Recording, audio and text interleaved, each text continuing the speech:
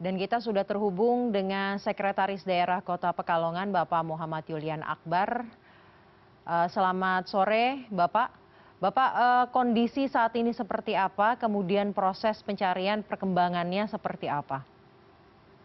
Ya, saya kira seperti sudah disampaikan sebelumnya bahwa hari ini kami dari pemerintah Kabupaten Pekalongan bersama relawan sedang melakukan proses evakuasi di Petung Riono pencarian, dan diketemukan sementara adalah 17 orang meninggal.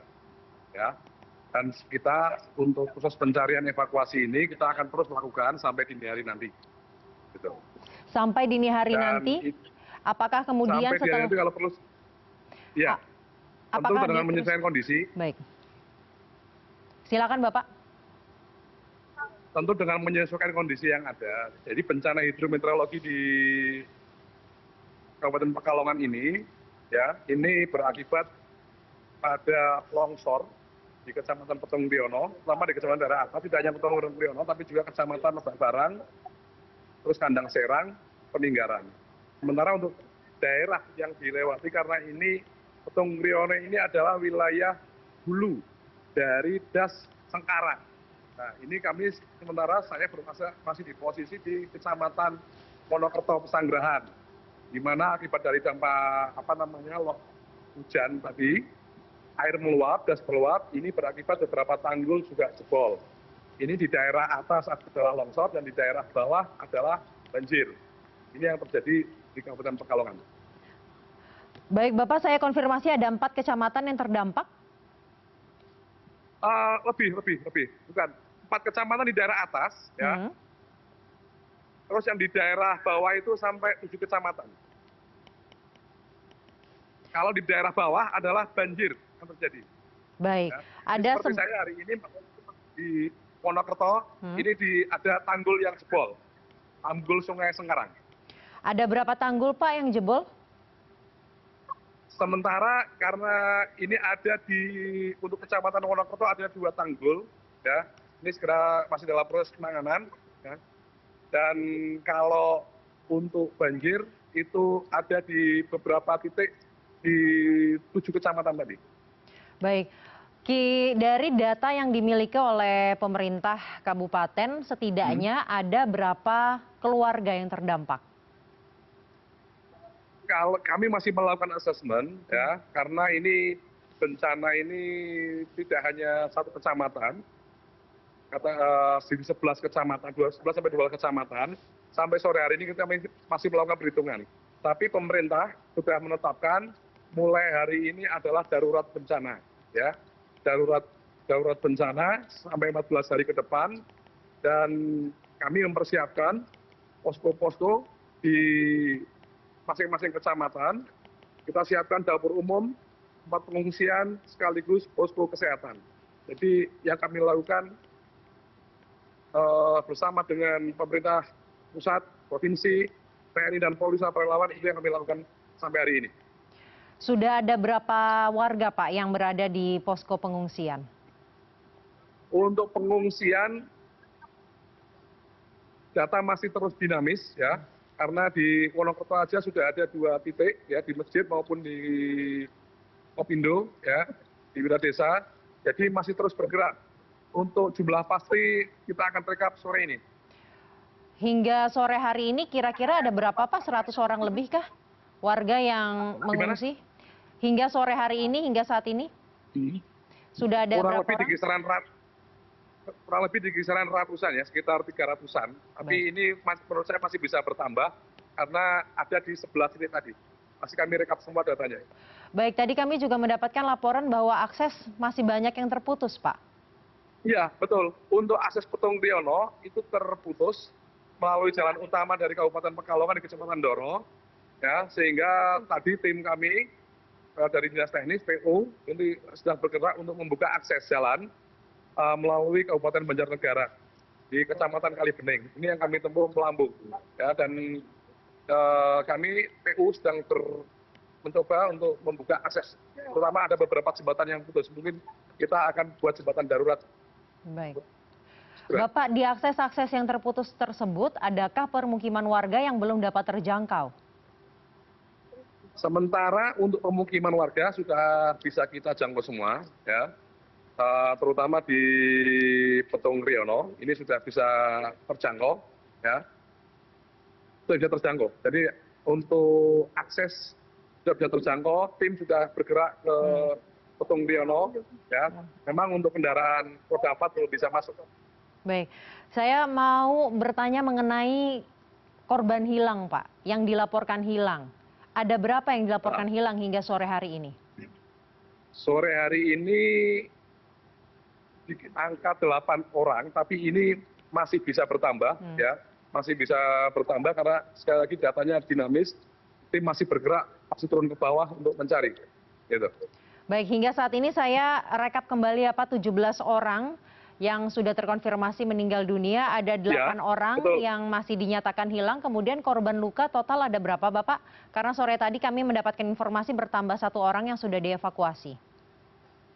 Ya, ada total di Petung Riono laporan masih ada 8 orang yang luka, terus kemudian 2 luka sudah kita rujuk ke rumah sakit. Tapi itu hanya di 1 kecamatan ya, namanya Petung Riono. Kita masih menginventarisir untuk di beberapa kecamatan yang lain. Termasuk untuk kami saya laporkan juga untuk logistik, pemerintah sudah menyiapkan logistik di titik-titik pengungsi tadi. Baik, baik Bapak, terima kasih telah bergabung bersama kami di CNN Indonesia. Bapak, apakah di sana ada Bupati Pekalongan, Bapak? Iya, ini kami kebetulan lagi di daerah Kecamatan Wonokerto. Kami sedang mendampingi Ibu Bupati mengunjungi Kecamatan Wonokerto yang juga terdampak bencana banjir. Ini posisi kita masih di wilayah banjir ini. Ya betul, ini tanggulnya jebol di Wonokerto. Baik.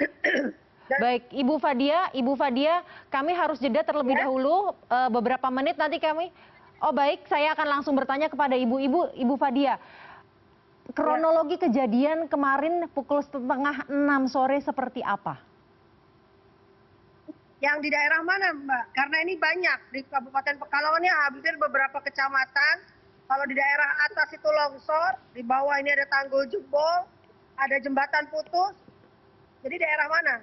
Baik, yang terparah yang mana ya? Yang paling menurut saya paling bahaya itu di daerah Petung kemarin itu tanah longsor mendadak dan di mana yang ditemukan sudah 17 orang yang meninggal, yang 15 orang masih 8 masih tahap pencarian lagi.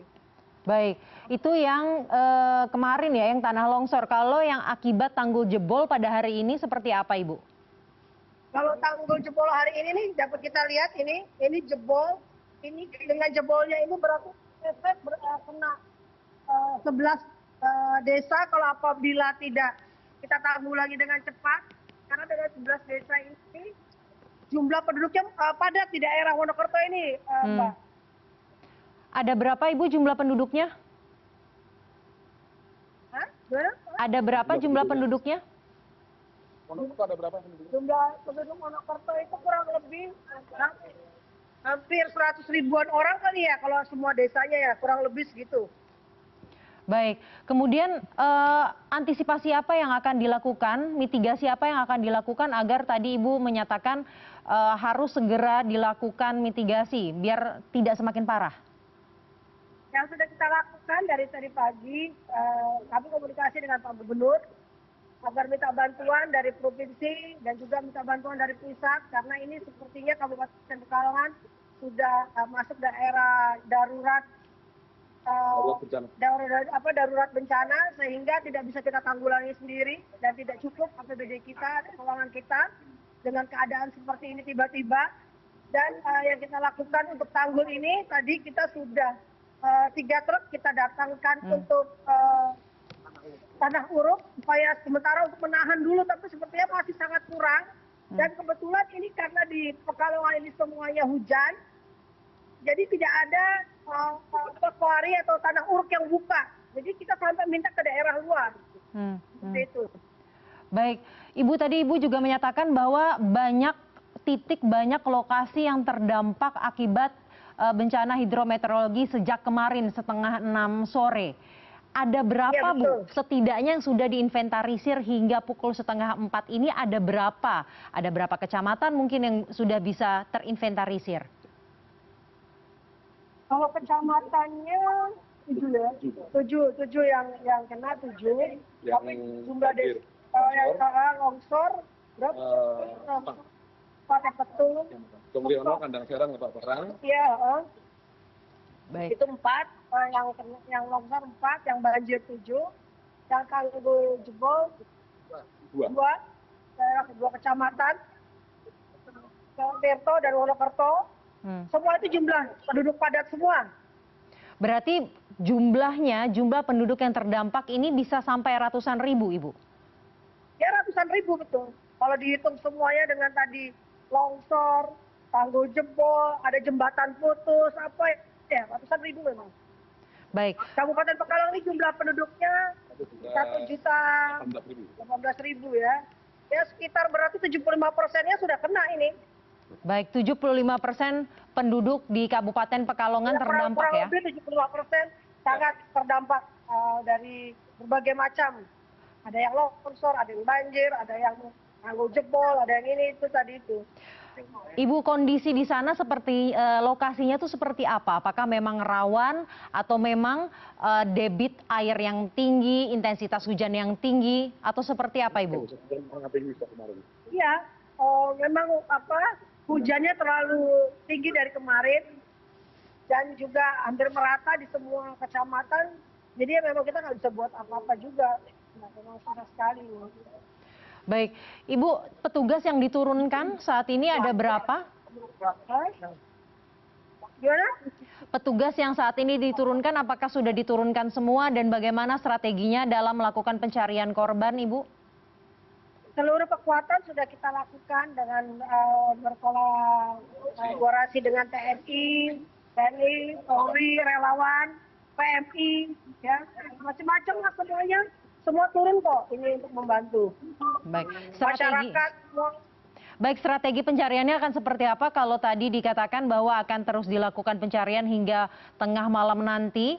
Apakah itu akan dilakukan terus hingga 14 hari ke depan karena tadi sudah ditetapkan sebagai darurat bencana, Ibu? Iya.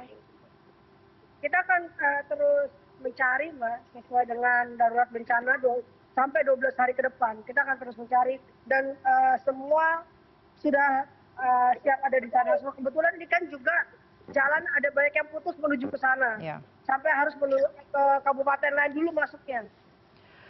Terkait jalan dan akses yang putus, tadi kami mendapatkan informasi juga dari posko ke RSUD terdekat lewat jalur Petong Kriono ini terputus sehingga harus memutar lewat Banjarnegara. Waktu tempuhnya lebih lamakah lewat Banjarnegara, Ibu? Ya pasti. Lebih lama. Baik, dan akses mana saja yang terputus, Ibu? Jauh sekali. Kenapa? Akses mana saja yang terputus? Akses jembatan, Jalan jembatan menuju Petong Riono. ya, putus, Bu. Jembatan 2 putus, terus yang longsor apa tadinya sampai kita yang mau pada ke sana itu juga dibersihkan dulu. Kita juga kan bawa alat berat ke sana. Baik. Ibu, untuk evakuasi, apakah akan dilakukan evakuasi lewat udara? Mengingat kalau misalkan korbannya luka-luka dan luka serius harus mendapatkan penanganan yang cepat. Bisakah Ibu kalau lewat udara? Tadi saya sudah meminta Pak Gubernur, saya sudah telepon Pak Gubernur. Mungkin apabila dibutuhkan lewat udara sepertinya itu harus kita lakukan. Karena di sana hujan deras sampai sekarang itu semuanya serba sulit kalau semua pakai manual juga atau dengan jalan terputus dan sebagainya memang kalau ada bantuan dari lewat udara itu lebih cepat. Baik, itu artinya sedang diusahakan juga ya untuk bantuan lewat udara. Terkait dengan logistik, Ibu, Ya. ratusan ribu yang terdampak ini artinya mereka bingung akan bermalam di mana? Kita membuat beberapa tempat tenda-tenda darurat, terus juga rumah-rumah posko pengungsian. Masing-masing kecamatan ada juga dari tingkat desa pun ada. Jadi makanan yang kita juga subsidi makanan ke logistik ke mana berbagai dapur-dapur umum kita, posko-posko kita. Jadi memang ya sekali lagi Pak, karena jumlahnya ini ratusan ribu orang yang terdampak, memang pastinya sangat memerlukan bantuan dari pusat dan provinsi. Baik, Ibu, kendala distribusi logistik bagaimana Bu? Karena akses banyak yang terputus. Ya tadinya dengan sedaya upaya kita ada aja, dengan kalau yang di daerah atas kita muter ke kecamatan, kalau ke daerah bawah begini kita ya yang bisa dibawa kita bawa seperti itu. Karena memang ada yang jalan putus dan sebagainya memang sulit. Ya mudah-mudahan tadi Pak Sekda juga bilang kita targetkan bisa terbuka besok. Bisa berjalan ya. Baik, baik Ibu. Ibu terima kasih telah bergabung bersama kami Ibu di CNN Indonesia. Kami juga doakan dan bantu bersama agar penanganannya bisa cepat dan juga cuaca membaik ya Ibu di sana. Halo Bapak.